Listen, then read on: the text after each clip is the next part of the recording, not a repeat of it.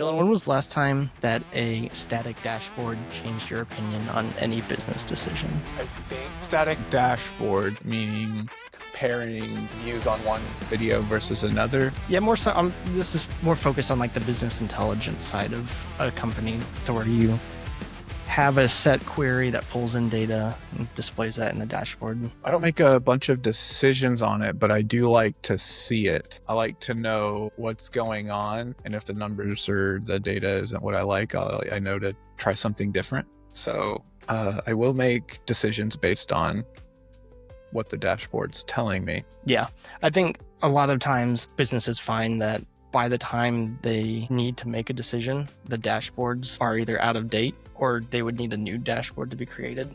Yes, that is, I was going to say, dashboard creation is the hardest part. I'll want new data, but then there's a process to putting that somewhere. For instance, right now, email clicks and opens on the Infacto daily newsletter isn't very well kept up, and I need to go build that report. Yeah. So it's like a lagging thing. If you needed to make a decision today about that, you can't, because you have to go.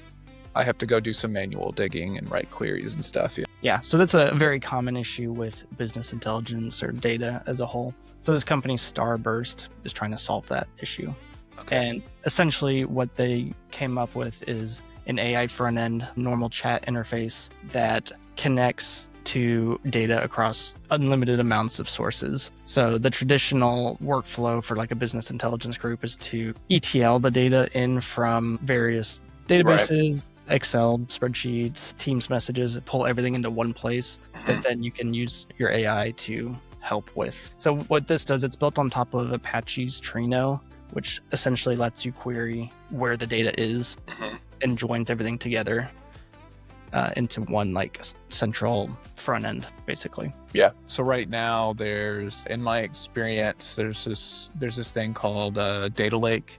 You heard that term? And so you have your ETL, as you said, you have all these sources of data. You have an engineering team that puts it all in a data lake, something like BigQuery or Domo or something like that. It's all somewhere you can query it. And then you have different, at least the way I've done it in the past and seen it done in the past, is you have data zones where there's like 3 or 4 tiers where the data is massaged into different zones. And then you have your final zone where it's normal data is joined together and you can do reports on that. And right now, yeah, that costs a lot of money because you have to have engineers managing all of those feeds and tying it together. And then you have to have somebody that understands how to query the data to make sense of it. Right. Yeah. You need the technical knowledge and the business knowledge to kind of be able to understand it at all. So this stat by the CEO of Starburst, Justin Borgman, he claims that 41% of companies spend over 4 months building a single dashboard. And then 72% of the users usually just export that data into Excel anyways. Yeah. So they don't even use the dashboard. So what this setup or this product allows is you still need data engineers that know the data to create basically a map for the AI. Yeah. To understand, if I'm asking about revenue, it knows that this service has revenue in it, or this database or API. Yeah, and it could be called something different across all the different sources. So it kind of creates a map for it to understand where to go look. Palantir kind of does this, right? Yeah, I think they do it at like an extreme level. But yeah, I think this is essentially the main service they provide, is being able to aggregate all your data into one viewable thing. So your engineering team still have to go build APIs or connect this thing to a database? Do you know that much? Yeah, essentially, they'd have to set up Trino, which is that part with the APIs and the different data sources. And then creating that map layer, that semantic layer for the AI to understand where to look. Yeah. This product offers a bit more than just that like chat interface to then directly write the queries. It has another layer, context layer, where it looks at different data sources to figure out what it's actually trying to query for before it just starts querying data. Yeah, I'm looking at their website right now. So every SaaS I go to, I just go directly to the pricing page. So their free tier says deliver a lake house at the click of a button. Create up to 3 clusters, access to standard clustered execution mode for ad hoc queries, Then their Pro, which is 50 cents a credit. Don't know what a credit is yet. Flexible cluster execution models, streaming ingest. That's nice. Advanced cluster management. So it's hard to understand. It looks like they have a self-hosted option as well, or self-managed. But this is interesting because what I've done is I just created an MCP server that connected to ChatGPT. So if I want to understand that the MCP has a way to query all of my data, if I want to understand, which emails are getting opened or clicked, I can use ChatGPT for that, and it can tie it back to the contacts I have. But that is like, I still have to build the MCP functionality in, where I've been looking for something that's like a Table Plus or SQL Ace that's just like, give me an LLM in front of my database and understand the schema and all of that, which I'm sure exists, but it sounds like Starburst is close to that. Yeah, no, for sure. And I think like using Starburst or like the Apache Trino, the underlying tech there, like being able to have that one setup for your database data as well as random spreadsheets that your clients are sending in, or just any data source, that seems like the biggest deal to me. Just being able to essentially query your entire information from one place. Yeah. Not worry about normalizing all the data into a database. Yeah. Does it look complex enough to where an IT department couldn't build this themselves? That's kind of what I was wondering. I think I could see this being very useful for companies that don't have, a dedicated IT department. Because essentially, Trino, that's an open source software you can set up fairly easily. So then if you already have the data engineers mapping out the business needs, really you just need that front end context layer is what they're calling it. Mm-hmm. Surely that's just setting up an AI with system prompts. So I feel like, yes, I think a company with a dedicated IT department could probably create this. Or even like a small business like Infacto could probably create something like this that works for them relatively easily. Yeah, I mean, if you're a small business that is just developers, then that changes a lot of things. But then also it depends on the nature of the work. I could see this being useful for the boutique e-commerce shop, doing a couple million a year on Shopify, or you do anything that has a bunch of customer data. E-commerce is the perfect example. I could see this being useful because they'll probably have plugins or something for Shopify or something like that. Or if you're a big field service company and you have a large CRM and all your data is already in one place. Because most of these businesses, under 100 million, they've got a bunch of spreadsheets, and then hope like their data is probably, if they are using software platforms, their data is in a couple places.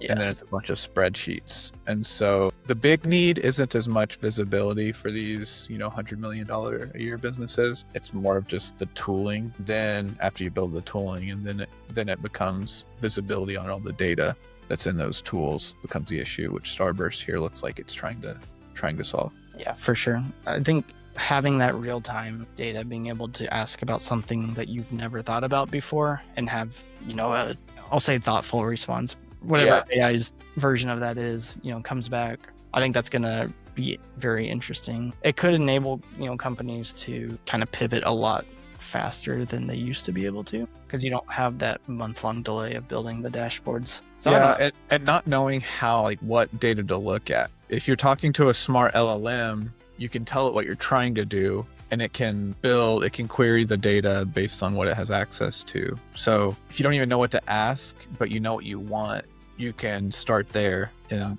that makes it super palatable to get started with some BI related things. It's like, I know what I need to do to get this web page to convert more, and you have no idea where the data is or what data to look at. You can coach you through that. Yeah, exactly. It's almost like your data analyst team, the AI covers that now. It fixes the risk of a dashboard becoming broken, out of sync with the live data, which can sometimes happen. And then people are making decisions based off of stale data, which can be a big issue. Yeah. So it'll always make sure you have up-to-date data. Yeah.